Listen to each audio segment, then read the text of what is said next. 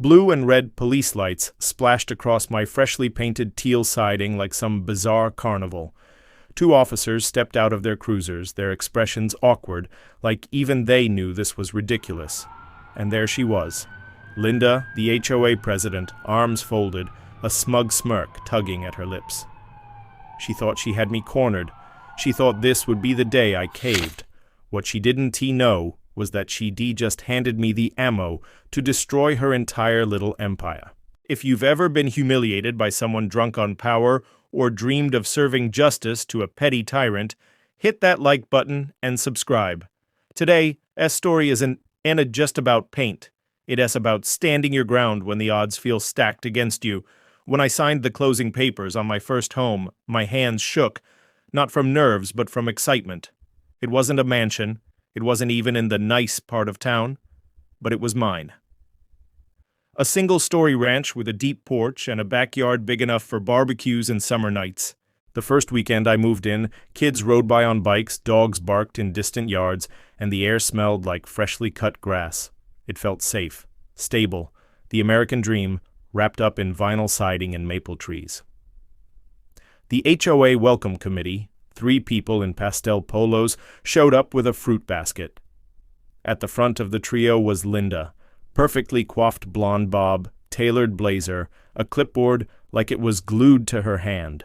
She had the kind of smile that was all teeth and no warmth. "Welcome to Maplewood Estates," she chirped. "We value uniformity here." She lingered on that last word, her eyes flicking briefly to my beat-up old pickup truck. I brushed it off. I didn't buy a house to impress the HOA. 6 months in, I realized the siding was in rough shape. Faded, peeling, dull as wet cardboard. I'd saved up for a new paint job and spent weeks picking a color that felt like me, a vibrant teal that reminded me of summer lake trips with my grandmother. I took time off work and spent 4 blistering July days scraping, sanding, priming, and painting. Sweat soaked my shirt. My hands blistered. But when I stepped back, the house practically glowed in the sunlight. It was alive. The next morning, heels clicked across my driveway. Linda stood there, holding her clipboard like a weapon. "That," she said, pointing at my home like it was radioactive, "is not an approved color." I frowned. "The guidelines say earth tones or muted colors. Teal is on the approved palette." Her lips pursed. "We'll review." 2 days later, a formal violation notice appeared in my mailbox. $200 fine. Unapproved exterior alteration. I felt my ears burn. I reread the HOA's color chart 3 times. Teal, right there. I sent an email with photos and documentation. Their reply was curt. "The board has determined the shade is non-compliant. By the next week, another fine, $400 total now." Neighbors began whispering. At the block party, I caught someone snickering, "Who paints a house that color?" My pride cracked. But Linda wasn't done. She started sending notices about my unkempt lawn. It wasn't. My improper trash bin placement. It wasn't. And even my mailbox, which hadn't been touched since I moved in. The humiliation peaked when flashing lights woke me up at 10 p.m. 2 officers stood on my porch. "Sir, the HOA reported an unapproved exterior alteration," one said almost sheepishly. Behind them, Linda stood on the sidewalk, arms crossed, a self-satisfied smirk plastered across her face. My stomach churned with a cocktail of rage and disbelief. My palms sweated. For a second I felt powerless, like a kid caught doing something wrong, even though I wasn't. But as I stood there under the glow of those flashing lights, something inside me hardened. I wasn't going to let a petty tyrant bully me out of my own home. The day after the cops left, I found a neon orange notice stapled to my front door. Final warning before legal action. Linda wasn't even trying to hide her spite anymore. The fines piled up. $600, $800, $1,200. It was absurd. Every envelope from the HOA made my chest tighten like a vice. My savings, the little cushion I had, started to dwindle. Neighbors stopped waving. Some crossed the street rather than pass my yard. The once friendly chatter died down. A couple I'd grilled burgers with in June now pretended they didn't see me. It wasn't just about the paint anymore. Linda was making me a pariah. At night, I'd sit on the porch, staring at the teal walls glowing softly in the moonlight. Doubt crept in. Was I wrong? Did I push too hard? But then I'd picture Linda's smug smile under those police lights, and the doubt turned to a slow, simmering fire in my gut. One Saturday morning, while mowing the lawn, a quiet voice startled me. "I like the color." It was Tom, an older neighbor who kept mostly to himself. He nodded toward my house, his expression unreadable. "She's been pulling this crap for years," he muttered. "Linda thinks she owns the whole neighborhood." He handed me a manila envelope. Inside, copies of past violation letters.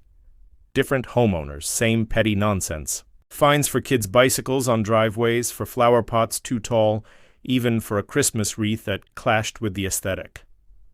Tom's voice dropped to a whisper. "She's been pocketing late fees too. I saw the books once. They're a mess." My pulse quickened.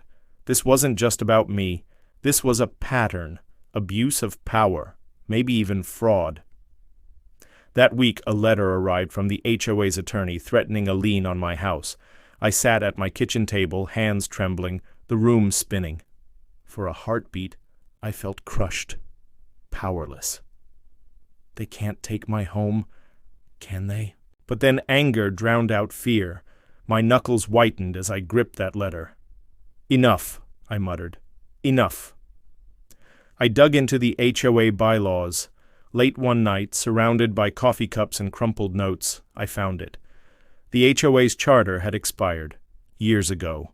Legally, they had no authority to enforce anything. My heart pounded. I cross-referenced county records, confirmed it twice. It was airtight. Linda had been ruling over Maplewood Estates like a dictator without a crown. The next day, I called Tom and a few others quietly fed up with Linda's tyranny. Over coffee in my garage, I laid out the evidence. Gasps and curses filled the air. "We're calling an emergency neighborhood meeting," I said, sliding copies of the documents across the table. "We're going to end this, publicly." Tom grinned for the first time since I'd met him. "She's not going to know what hit her." The neighborhood meeting was set for Thursday evening in the community clubhouse. Word spread faster than I expected. By the time I walked in, nearly every chair was filled. Even the families who had avoided me for weeks were there, curiosity glinting in their eyes. Linda stood at the front, clipboard clutched like a shield, her signature pearls glinting under the fluorescent lights. She flashed a saccharine smile, but there was a flicker of unease in her eyes. "Let's make this quick," she said, her voice clipped. "We're here to discuss compliance violations, specifically the unsanctioned paint job on his house." She gestured toward me like I was contagious, but before she could launch into her lecture, I stepped forward, holding a stack of papers. "Actually, Linda," I said, voice steady, "we're here to discuss you." I handed copies of the HOA charter to the first row, and they passed them back like a chain of dominoes. Murmurs spread. I cleared my throat. "The HOA charter expired 3 years ago. Legally, there hasn't been an HOA since then. Every fine, every threat, none of it was valid." A ripple of shock rolled through the room. Linda's face flushed crimson. "That's ridiculous," she snapped. "You don't know what you're talking about." Tom stepped in, calm but firm. "We double-checked with the county. He's right." The room erupted, neighbors whispering, some glaring at Linda, others exchanging incredulous looks. One man stood and held up a violation letter. "So all the money we've been paying? Where did it go, Linda?" Linda's mask slipped. Her smile became a snarl. I've been keeping this neighborhood in order. Without me, this place would fall apart."